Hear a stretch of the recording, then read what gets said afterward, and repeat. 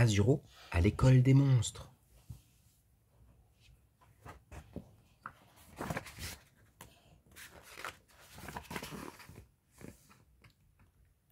Morgane avait invité ses amis pour son goûter d'anniversaire. Azuro était fier de lui préparer un gâteau, d'après une recette de la sorcière Pustula. Pustula, sa nièce Morgane et Jippy le goûtèrent et le recrachèrent. « Burk !» s'exclama Morgane. « Ben alors, tu n'as pas suivi ma recette ?» demanda Pustula. « J'ai essayé, mais je ne sais pas bien lire, » balbutia le dragonneau. « Tata, tu as une formule magique pour ça ?» questionna Morgane. Aucun sortilège ne peut l'aider. Savoir lire, ce n'est pas seulement déchiffrer les mots, c'est comprendre ce qu'on lit, expliqua Pustula. Mais j'ai une idée. La sorcière récita devant un miroir. À l'eau, à l'huile, réponds à ce coup de fil. Une tête apparut aussitôt. Pétula, ma sœurette, aurais-tu une place pour un dragonneau qui doit apprendre à lire? Bien entendu.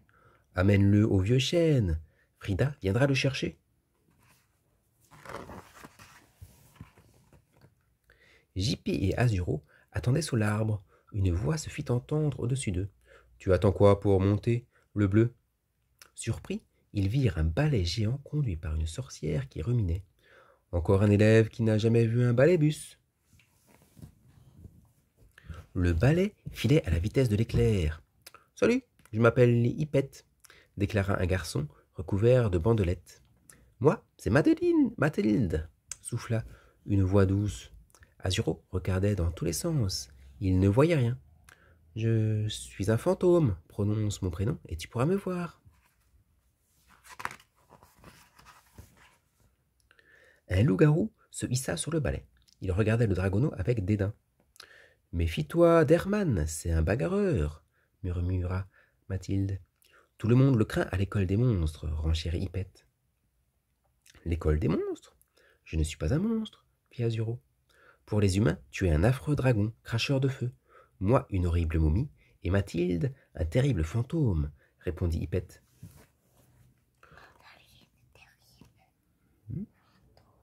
« Au village, on m'aime bien, et je ne crache pas du... » se défendit Azuro. « Attention à l'atterrissage !» s'écria la sorcière.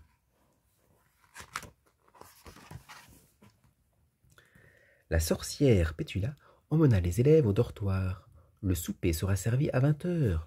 Ne soyez pas en retard, » fit-elle. « Je te conseille de trouver un autre lit, » menaça Herman en poussant Azuro. Le dragonneau s'éloigna. « Je m'en doutais que t'étais une mauviette, » glapit le loup-garou.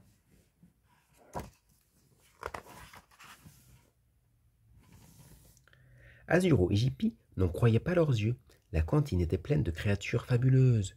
Une gargouille qui dévorait une pastèque, tandis qu'un cyclope dégustait des cailloux. Des vampires étaient assis dans un coin sombre. Tous allèrent ensuite se coucher. Vampire, c'est lequel? Vampire, c'est quand?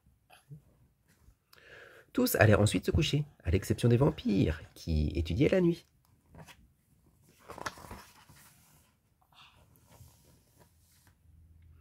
Dès le premier jour, Azuro apprit l'alphabet.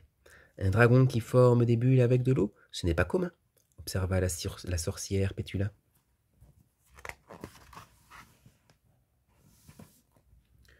Dans la classe, les réactions ne se firent pas attendre. Un dragon qui crache de l'eau, c'est nul, aboya Herman. Tu n'as rien à faire à l'école des monstres, ajouta Franck, son meilleur ami. Silence, ordonna la maîtresse.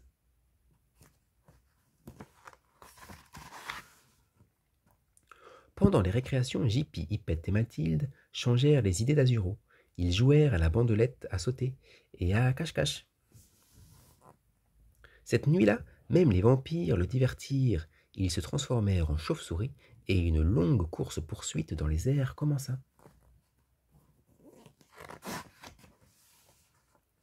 Azuro discuta avec les trois frères aux longues canines. « Le sang, on n'aime pas ça, » fit Vadim en tirant la langue de dégoût. « Notre truc, c'est la tomate, en soupe ou en confiture, » ajouta Vlad. « Arrête de me faire saliver, » sourit Victor. « On pourrait voler sur ton dos » demanda Vadim. « Bien sûr, » répondit le dragonneau. C'était génial, s'exclama Vlad. J'ai failli vomir mon minuit avec tes pirouettes. Moi aussi, rigola Igor. Vivement la prochaine fois. Azuro fila se coucher. Les cours commençaient tôt à l'école des monstres.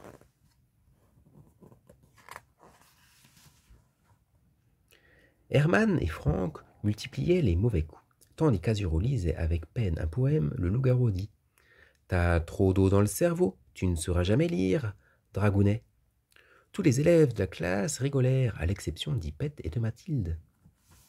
Azuro cacha difficilement ses larmes. « Ne baisse pas les pattes, le rassura sa gentille maîtresse. Tes efforts seront rapidement récompensés. »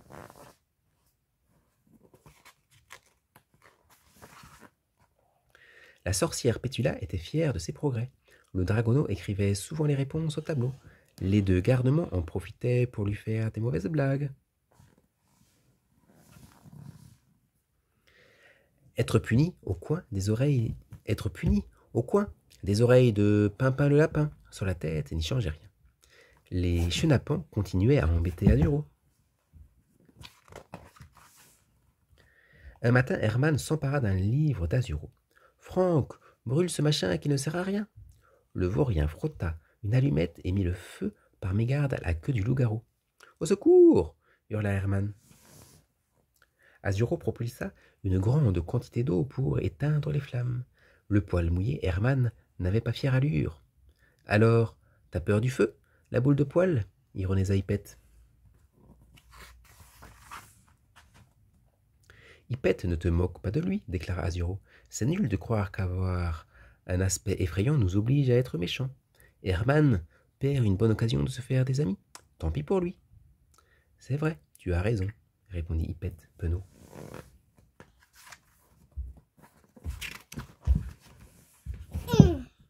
Un mois plus tard, pour son dernier cours, la sorcière Pétula demanda à Azuro de lire une histoire devant toute la classe. Les élèves passèrent du rire aux larmes et explosèrent de joie, une fois le mot fin prononcé. De retour chez Pustula, Azuro prépara le gâteau en suivant la recette de A à Z. « Burk !» firent en chœur les deux sorcières. « Décidément, Azuro, tu ne seras pas pâtissier ?» s'amusa Pustula. « Moi, je dis qu'il sera poète ou écrivain, » dit Morgane. « Ou bien le meilleur pompier du monde, » pensa Jippy en faisant un clin d'œil à son ami. Et voilà, c'est fini.